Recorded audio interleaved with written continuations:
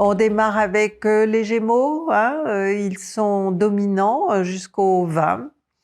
Et les Gémeaux, eh bien, c'est votre secteur 10, le milieu du ciel, comme on l'appelle, c'est-à-dire, en fait, les objectifs que vous poursuivez, vos réussites, les personnages importants de votre vie, comme le conjoint, les parents.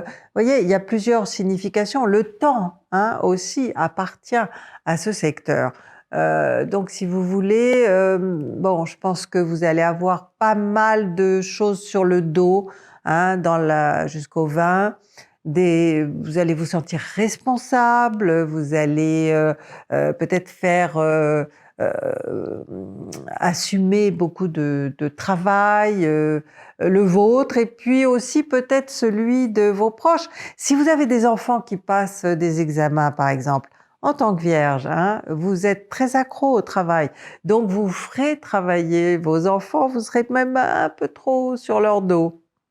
Après le 20, c'est la détente, hein, c'est la période cancer, un signe d'eau, donc vous êtes beaucoup plus dans des relations, disons, amicales, vous êtes dans les projets. Bon, vous êtes moins focalisé sur le travail et plus peut-être sur des loisirs, sur des choses qui vont justement vous permettre de vous changer les idées, de passer à autre chose, hein. Il y a vraiment une notion de passage à un autre état.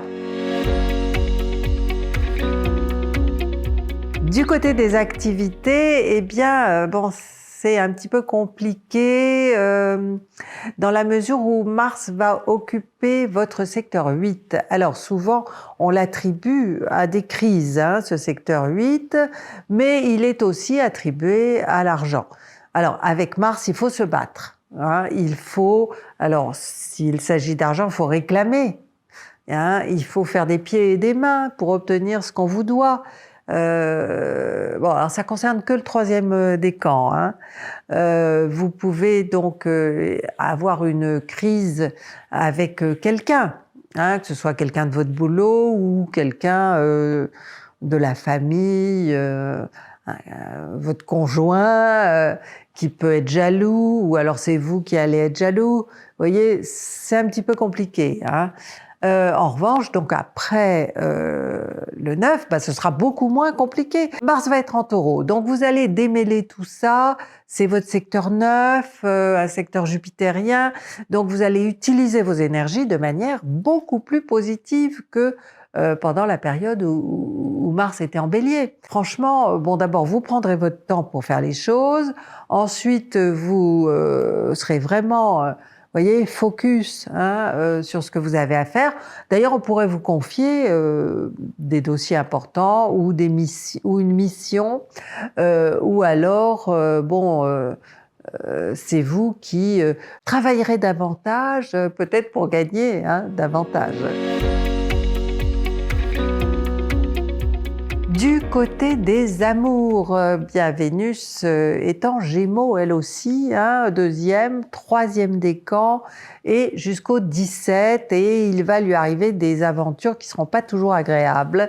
Pour le 2e décan, Vénus va rencontrer Saturne, donc si vous voulez, peut-être qu'il y a un frein, il y a quelque chose qui va moins bien dans votre couple, ou vous vous sentez seul si vous n'avez pas de partenaire, et vous vous posez des questions, hein, obligatoirement. Quand Vénus est en Gémeaux, on se pose des questions. Vous vous demandez si un jour il va se passer quelque chose.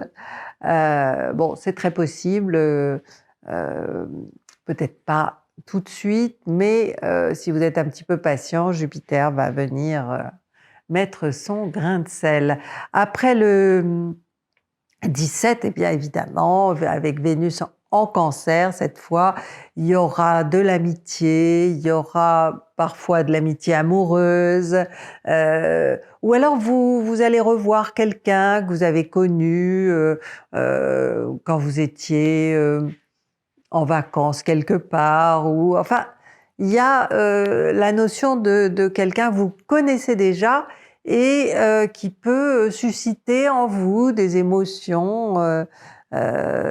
Parfois même, vous pouvez éprouver des sentiments, hein. Mais bon, c'est surtout pour le premier décan, à partir du 17. Donc, si vous êtes en couple, bon, ça se passera très bien.